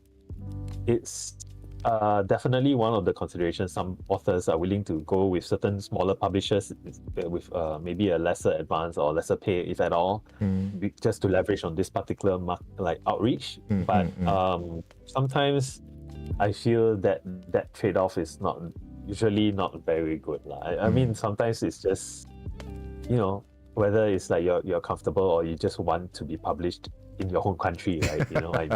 With a yeah. Once again, because my background is in games, I've always been like curious how much of this is top of mind for at least for comics and stuff. I know like for some really big publications, they would do it simply because it's like, oh hey, it's a runaway hit. We kind of want to know where we can take this and do. I don't know whether it's something they do actively already, or is it like, oh, they do it retroactively. It's like, oh, because it sold very well, then they start asking for data, you know, that kind of thing. Well, I was a bit sad curious. to say. I mean, I'm going to go back to the. Right. Maybe I should have made this clear from the start. Yeah, You know, yeah. like this is something that a lot of people will just tell you straight out. If you ever ask any like really established comic artists, Yeah, they're yeah. like, "When you get rich, don't go into comics." Well, so here's the funny thing, right? I would often tell people as well, those who go into the games industry especially, right? Like students and fresh grads and stuff like that. I've spoken so many times, like if you want to make money, through programming especially, go into fintech. Yeah. Games is not the way you make a shit ton of money. Yeah. Go into cyber security, go into fintech. Yep. Right? But yeah, anyway, Yeah. it's like no, most of the time if I think if certain comic artists, let's say if they really struck it out on their own and suddenly become popular and all, and then like most of the time they would they may get offered by some publishers in the region or that, but if they are offered by let's say if it's really that well known already, usually the offers that come from overseas will likely be so much better just based on the leverage of the currency. Yeah, of course. And I am asking in a large part because I'm curious how sort of it might be different from, say, working with a publisher who's actively, I assume, trying to push out your work to the audience, to the audiences and stuff like that, versus, say, you know, self-publishing on some web comic platform, or even what are the kids using nowadays? It's not DeviantArt anymore. Is Blue Sky a good platform? I don't know, because I know there's been a mass exodus. Recently, yes, mass exodus to Blue Sky. I think Blue Sky is currently still it's really going through the early stages of Twitter, where you kind of get. It's really nice to be there. Personally, I'll just say it's like it's nice to see art in a chronological order of it's really been posted by the creators. Yeah. Like something so basic but so familiar, you know. I just missed the fail wheel. Oh yeah, I missed the fail wheel too. Oh gosh. Yeah. That is also an artifact already, right? Yeah, I know, right? I can miss the fail wheel. But anyway. But yeah, so like I am just Wait. Do you want to explain to your listeners? oh, sorry. what the fail wheel is? long time ago, before Tesla was a thing, there used to be a website now known as X, is formerly known as Twitter. And back in the day when Twitter first came out, I think Twitter predated Facebook. My impression is that Twitter predated Facebook. I could be wrong on that one. I could be wrong on that one, but like, my impression is. I think Facebook was around before Twitter. Oh, okay. Okay, I'm most likely wrong on that one. But anyway, so yeah, for those who aren't in the know, when Twitter was in its infancy, it would often crash because it was not made in such a way where it could handle like sudden bursts of like, you know, loads and stuff, like people just visiting randomly or posting and stuff. So when news broke on Twitter, the site would just crash, which is just really dumb, especially if you're trying to share the news and you're having a conversation and stuff, because that's when you want to talk the most, right? So Twitter, strangely enough, sort of recognized this, and in a weird gesture of like, I don't know, compensation, they had the cutest whale ever that's being lifted, like where you'd see this giant blue whale lifted up by Twitter birds. By few little birds. Yeah. Yeah. Like Twitter birds. My guess is like it's trying to like symbolize the giant conversation that's going on, and like they're just little birds, they're struggling to lift it up, kind of like keep it up afloat, kind of thing. Yeah. That's a cute way of describing it. That's how it made I sense don't to know me. if it is like, I don't know either, yeah, but it's the cutest thing I don't know. I ever. just felt like just little like workers in Twitter just okay, we're trying. Yeah, yeah, It's just a very big exactly. attack. Exactly. That's basically it. And so like, and everyone's just referred to as the fail whale simply because it just, and it's very affectionate, by the way, because yes, everyone's frustrated, but the fact is it was a place where like people knew that like people are really trying to keep the site up and stuff, unlike right now. Ah, God. Okay. Yeah, Back to comics. yeah. So yeah, I was just comparing simply because I mean, coming from games, there's so much talk about optimization, and especially when we want to try and make it for a living, right? Or at least at some level, I personally, if I'm writing a story, I'd be curious about who I'm connecting with the most, you know? So at least for me, especially if in games, or in the games that I work on, I was always very curious, like, oh, where's the central fan base? Who are the people that like our games the most, or who's the subcategories, you know, the demographics of the people who are really into my shit, you know? So I was very curious whether like that's a thing that is shared with you, especially, you know, having worked with publishers, and you know, you said it yourself, you enjoy boothing because, you know, it gives you a window into your audience. So yeah, I got very curious if it was a thing that, you know, you would have actively pursued. Like certain publishers being like more attuned to certain market readership, I guess. In part, but also in part whether like, you know, actively working with your publishers and saying, hey, do you know this information? Like, do you know who's buying our books? You know? I don't think, like, honestly, personally, I feel that most publishers in this region do not have the resources to think that deep. Do you think it's I a guess. resource thing, or do you think like it's just like, oh, I'm not even thinking about it kind of thing? I guess maybe also not really thinking about it. Like, funny thing is that I guess most of the resource or most of the attention definitely goes to more children's books, because that's usually where the money is. Picture books, right? To a certain extent, like, you'd be surprised to find out how much, like, if you, with a really good editor, a really good agent, right, really like can get for like an illustrator, and how much better they are paid compared to comics. Like, it will be like what you said just now, like, you know, even just for boothing, right, creating a book versus drawing one illustration that can be plastered across several different things. Take that concept, but you know, for illustration in terms of book covers, jackets, stuff like that, they a good agent can even get you like reuse fees. Like, you just take the same artwork. Oh, you want to publish it in a, like, you know, we're just going to do the second print run and you're going to use the same artwork. Okay, you're going to get paid again, you know? Yeah, I know what you mean. Oh man, but like, which really goes back to like the one that you were talking about how agents determine so much of what your, I don't want to say, I mean, for lack of a better term, like how your bottom line is really going to start looking. Oh, would sorry, be, like, you mean like the readership? You mean? Not only the readership, but like how much money you're going to get, I think, in the end of the day. Or is this, would that be a wrong way of looking at it? Like, you mean like in terms of like, if I publish a book, how much am I expected? Do I expect to earn? Yeah, something like that.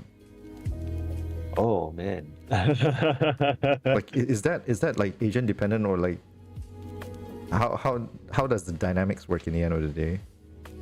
Because I'm sorry, am I misreading something? Because it does feel like that was at least where your headspace was going into, and I got a little curious. Like I feel that in terms of, you're talking about like, or at least my experience, I can only speak on my experience with publishers in this region, right? Rarely do we have agents negotiating, but even if they do, right, they usually have the publishers themselves will have a hard cutoff, like, oh, we can only afford X amount, so it's a very much take it or leave it sort of scenario. There's not much leverage. There's not much, like, you know, to be done there, like, in that sense. No, I see you. Well, I mean, I'm not saying that. It's always this kind of weird thing where I do recognize that, you know, it's still a business and people still need to make a living. But have you? Sorry, go ahead. No, like, I'm just like saying, like, can you imagine, like, us? Okay, one page of artwork, right? Reasonably, like nowadays, like sometimes people are just doing like, I mean, people still asking like, oh, is 150 ringgit too much to charge for a one-page comic or one-page illustration? The answer to which is that a living wage? Right. Yeah, is that how long does it take for you to create one page, right? Yeah. And that is not just the act of drawing, it's the act of conceptualization, the act of creating the story and all that. Yeah. And I feel that at the start, if you're not doing this for a living, even so, it's like there are things that you should consider in terms of how you're spending your time, so to speak. Yeah. And the value of your craft and work. Right. Oh Yeah. man. Yeah, I mean, it's a heavy topic at the end of the day, right? Like at some level, because we are talking about. Because it's, go ahead. if you are doing this as a person who is like, you know, it's like this is a career thing, right? And you may not have the choice to like, you know, really like push things away because you are living like hand to mouth, so to speak. Yeah, then right. maybe, you know, it's something that you need to do to get by, but hopefully you need to make plans to move beyond that, you know. Yeah, it's a tough one because I did bring it up partially because I felt like it was a important question when we're looking at why less and less people are going into comics. You know, because I mean, like you can tell by now. Yeah. the economics of it, right? Right. So like we were discussing, like we started this whole thing talking about like, oh, how you got into comics and how much of it was passion driven, because for you making comics was a thing that you didn't want to not do, right? Yeah. Like it was something that it was a part of you that you really wanted to explore, and you've been, you know, continuously doing it. But even for someone like you, the mathematics of it, so to speak, you know, when you first were going to like, hey, am I going to be doing this actively for the rest of my life kind of thing, the mathematics of it sort of, even you shook your head towards the mathematics of it. Yeah, because like, I mean, even now, even like, you know, like just doing this a lot of times, I think a lot of people who are of our age, our generation, especially if they're not in this particular headspace or this hobby, right? They very much go like, you know, especially the investments bros, they'll be like, so what's your ROI in the time? I hate to use this term, but it's like return on investment, right? You're investing this much time into this skill, this craft. How much money is it earning for you per hour, per day? And I feel that's the kind of question where it's like, if your mindset is really just on how much am I earning, this is definitely not it's a privilege to be able to create the work that you want for a very long time without having to pivot to market forces. Okay. Well, sorry to go into the technicalities of it, but you know, but I've seen people who have made it work. I'm not saying that it cannot be done, but a lot of times it requires a lot of personal sacrifice. Yeah, I do agree. Like a lot of personal sacrifice in terms of like, what are you willing to give up in order to pursue this dream or is this like passion of yours? And I think a lot of times the answer is like, you know, like, sure, you know, that could look like maybe giving up certain comforts, like, okay, fine, I can live without a car, but it's like I'm willing to live like, you know, like certain ways. Like a lot of times the secret ingredient, especially for people who can make it work in the long run, like essentially it really is not having to worry about where your next meal comes from, right? I mean, I guess. A lot of people who create comics really just have a job that is not just creating comics, and that's the model that I've seen most people who make comics for the long run tend to be involved in. It's either you become hyper successful whereby you just like make comics full time because it's like, you know, it has hit the sweet spot whereby it's generating like, you know, slightly more than minimum wage for you that you can kind of like get by on it, or you are just doing a different job to support this particular thing that you love, you know. Well, Well, with that, I think we're coming we're slightly above the 90-minute mark. Your time is limited with us tonight. We discussed this earlier. We were supposed to have a hard cap at like 11 o'clock. So we do have a little bit more time, but I do want to like end it on a slightly more positive note. So like I just no. I feel that it's just like I'm really more of a realist in this sense. It's like because I see it as a marathon, right? So obviously I want to see like, okay, what's the best chance I can give myself knowing all the factors, the known factors, right? So to speak. Look, Max, make no mistake, I am absolutely with you in so many different ways, right? Speaking as a guy who's in the games industry, and once again, as I mentioned earlier, like the games industry is in absolute turmoil right now. I know. I know how it feels like where your core trade, the core industry that you trade by, right, is not actively looking or open, you know? And it's even weirder because like right now the Malaysian games industry seems to be booming. And then I'm here. And I'm here. And you kind of wonder, it's like, is it a bubble? Is it another bubble? So that's a very different and very long conversation, and I hope to be able to have that conversation on stream someday. As a quick check, like I am trying to plan for a more game-centric conversation on a periodic level, like basically on a fixed, every bi-weekly kind of thing too. But we'll see how that goes, because it's the thing about doing this, right, is that it is work to go out, look for somebody, figure out a topic to sit down on. And believe it or not, Max, this is like the deepest conversation I've had on stream for a while, like very specific to to industry forces. Like I don't often talk about industry forces on this podcast. Oh no! But I'm ruining the dream, the illusion. But it is. But as I was saying earlier, like the premise of this entire stream was always about how we started off as geeks and how it influenced our decision making and all that kind of stuff.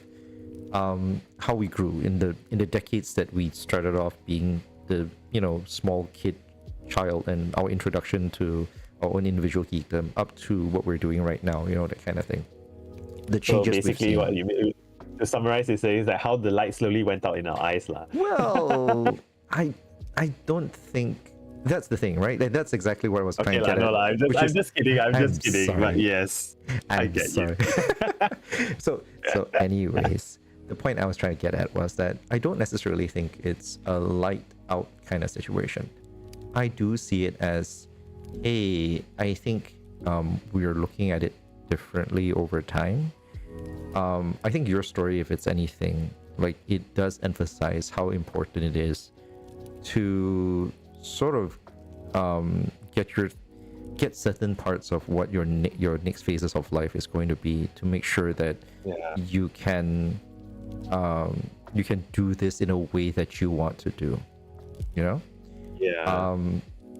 I was talking about my own career as well as an example, because what happens is that I've actively turned down jobs before simply because the company's work that they were doing was stuff that I did not believe in, or I felt like they were issues that I couldn't make compromises on. Like one big thing was like I said no to a game company that was actively doing casino games. Okay. And I was telling a lot of people at the time, I'm pretty decent at what I do. And in case you don't know, like game design, a lot of it is behavior conditioning. Yep. I make it sound really, really bad, but it really is. No. I get it. Like how do you keep a player or person engaged in your content for the maximum amount of time, right? Okay. No. That's the games as a service, very technical way of looking at it. Let's talk about like the really, really basic version of it, right? Like how do I get you to jump on the platform? Right. Okay. You so basically all the different aspects of like basically from the start before the player even gets the game. How do you get them interested and how do you get them to stick? And basically all the things related to it. Correct. So basically, never mind, continue. No. You've got the gist of it. You really got the gist of it. When I said like, how do I get you jump on a platform? It's not even there's some people talk about like shadow behavior conditioning, like shadow mechanics. Oh, you mean like population engineering? Something like that. But like where you do this kind of like, oh, I do this kind of like subtle UI adjustments to trick you into, you know, paying more than you originally intended or shit there is, you know, that kind of stuff. Like people like to talk about that evil, like that kind of like scummy practices. But game design at its very heart, right, is it's a craft, right, where you're tricking the brain into feeling satisfied for pressing a button. Like this is this is the most like Jahannam way I'm going to describe it. How do I put it? How do you leverage on the desire pathway? Correct. That's one way of phrasing it. Yes, it's basically a trigger and response thing. You know, like you do an action. How do you, like, you know, your brain goes like, oh, this is nice. You know, that kind of thing. But that's basically what game design really is. It's really disgusting way of putting it, but like it really is just that. So no, it's fine. I mean, it is what it is. Yeah, exactly. Because at the end of the day, like, you know, what chefs really do is kind of disgusting too if you think about it. Anyway. So okay. Because I do look at games that way, and I do understand, like, looking at my work that way, right? I did turn them down, like a lot of these casino games down, because like really fundamentally speaking, right, I like casino games is one thing that when you do gacha, I play gacha, I'm a huge fan of gacha and all that kind of stuff, but like casino games are another thing altogether, you know? Yeah. So I think end of the day is where you draw your line. And nowadays, given everything that's happening, I feel thinking about your own ethics and drawing your line in the sand is so important. Yes, it is. So, and that's basically where I was getting at, which is, for me, it was one of those kind of things where it's like, oh yeah, this is the line in the sand for me, you know? But I can imagine a lot of people who would not be in a position to say no. Yeah. And especially if you're starting out, right? I would say, like, exactly, if you don't have that choice, sometimes your choices are limited, right? Exactly. So but very much on a positive note, because this is supposed to be a positive note. yeah, it is. I mean, like, okay, sure, I'll just pivot it to a positive note.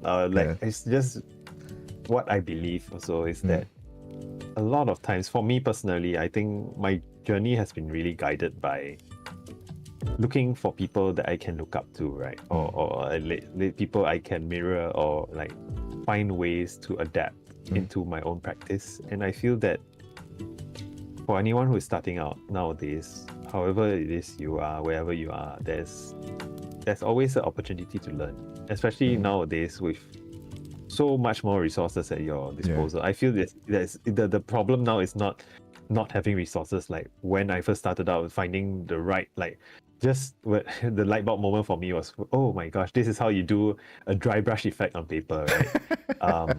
Yeah, really, it's like so when I first got in touch, like exposed to Craig Thompson's art, I was like, how does he get this effect? You know, it's so difficult. Like, there are like YouTube was just brand new, and there wasn't so many people sharing resources. Now I think the problem is filtering out what resources or what you want to see, you know.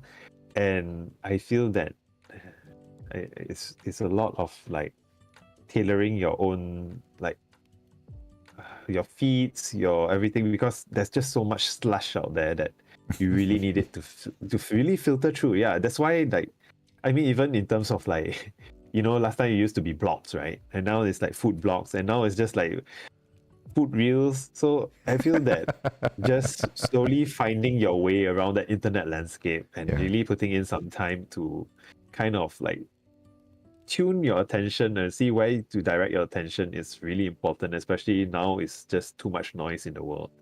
I feel that's what worked for me, and I think now just the new generation has a different challenge to face, but I think they'll find different answers and more like interesting ways to work around them.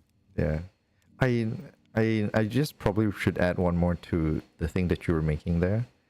I think that's a huge takeaway from, and I think you as a pragmatist also can agree with this, which is you need to find, I think, like beginning artists now, especially based at least on your story, especially, like really do need to find ways to bid their time, like to find ways so that they can find the time to make the thing that they want to make.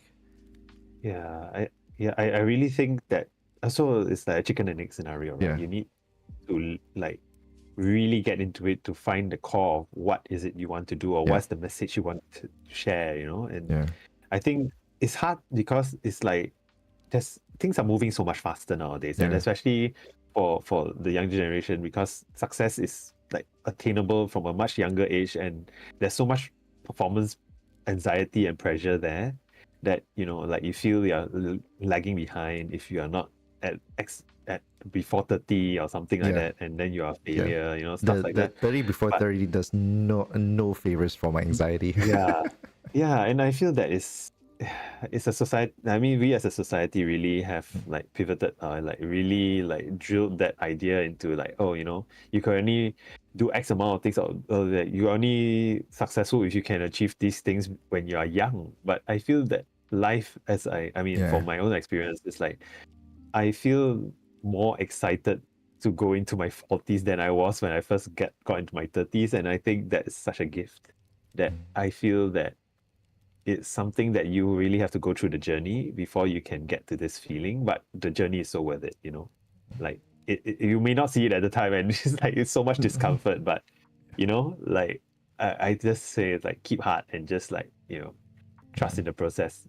But you know, it's not easy to see. It's like a lot, it's a lot of times like I always find the joke really funny, like, but the process, no, I'm trusting it. But yeah. Well, all right. All right, we're running low on time. Let me do a quick check to see whether anyone has actually dropped in with any questions. If anyone does have questions or anything, please feel free to drop them into the question form in the comments below. In the description, video description, or otherwise just drop it into the chat. I'll be happy to, like me and Max would be happy to answer practically anything. Don't ask weird questions, guys, please. Like, I mean, I know no one. Like, did you ever had fans who come up to you and like ask you weird questions? Fans? Yeah. What are they? Things that generally, you know, blow. They blow more than they suck. Well, but I thought they are inanimate. But anyway. They can be pretty animated, especially when they go round and round.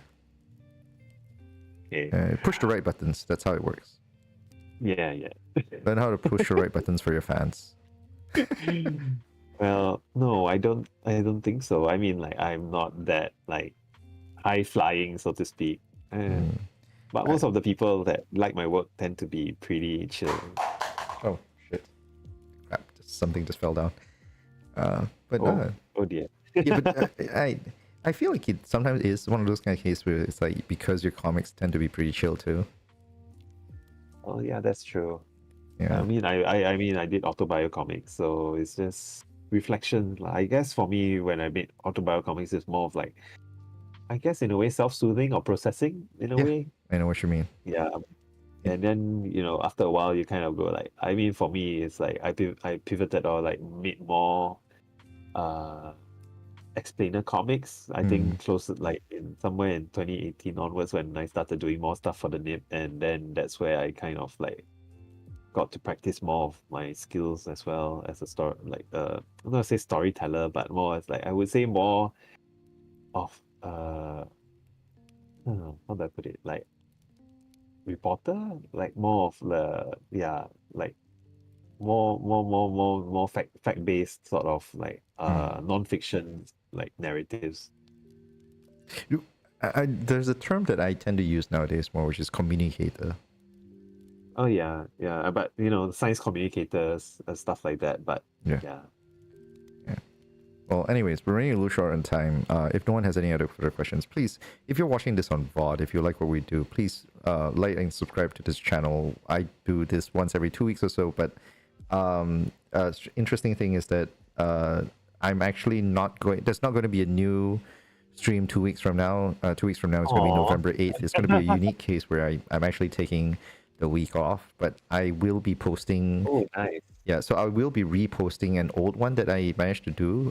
So I did one with Atticus a good number of months ago, which was for Cosmos, and I will be scheduling sort of a reposting of that one for that day.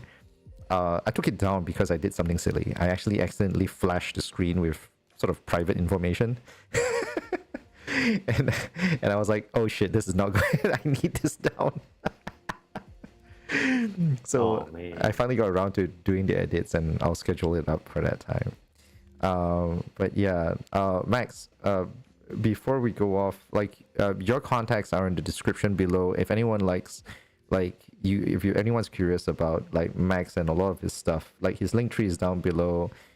If you want to give him money, he has a Patreon as well. You do have a Patreon, right? It is a Patreon, right? Yep, you can find me on patreon.com. I think /Maxloh, MAXLOH. Yeah. And yeah, and one more thing is I'm just giving it a shout out is that Yeah. the Malaysian Writers Society will be publishing Nice. like a compilation of like so-called best Malaysian food writing from 2020 to Right. 2022. It'll be launching soon, I think. Right. I think one is in Penang, one is in KL. The details are fuzzy to me. You can look them up, and it's called the Tapau Anthology, lah. Right. Really like the Of course. title, but What yeah. else would So what else would be called, man? Like seriously, anything else would be a disservice to Malaysia. yeah, so two of my comics that you can read through my link tree are actually like Yeah.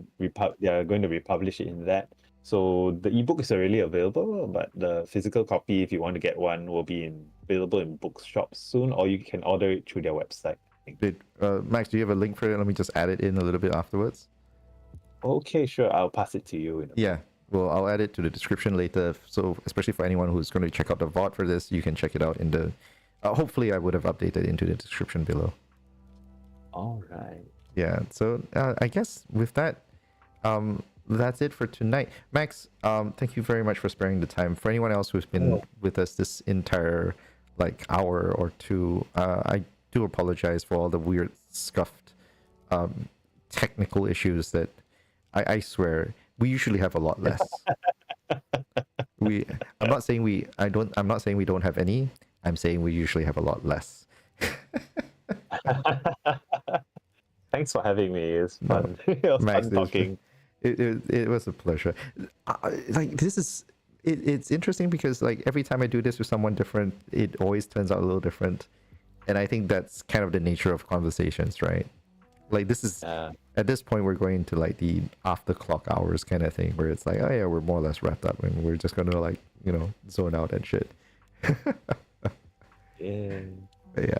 Yeah. So thank you guys, everyone, for sticking around for as long as you have. I hope you guys have a wonderful, wonderful weekend ahead of you guys. And yeah. Oh, Max, thank you very much for dropping me the links. Let me just add it to the description right now because I'm going to forget. I swear I'm going to forget. Do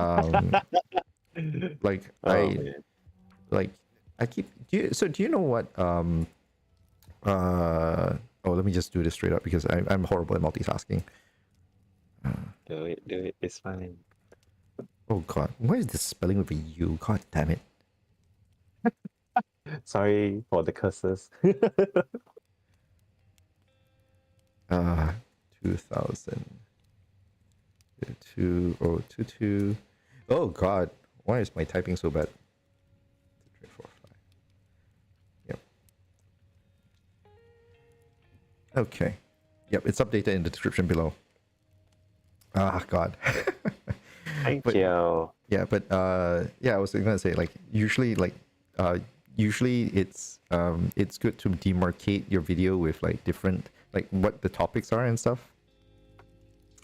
I will always forget to do it. I will like, oh yeah, I'll get to it after the stream, and like, I'll never get back to it. I've done it like twice so far. It never But happened. trust me, I know the feeling. All right. Okay. Yep. All right. Well, let's turn it off for now. It really is wonderful, wonderful having you on, Max. Yeah, it's my pleasure. Thank you for having me. Yeah, I do want to hopefully someday talk more about your process and talk more about your comics someday, possibly. today has been a very oddly like deep and yet brisk drive across the comics industry, and like what is essentially I think it was like 20 years of your experience publishing and getting your work out there. So yeah, I feel like there should be follow-ups. Hopefully we'll be able to get to them soon. Wow, that's my pleasure. Well, if you ever want to have me back, you know where to find me. I absolutely will. All right. All right. Thank Till- you, everyone. Till then. Thanks for listening. Good night, everybody. Tatas. Good night.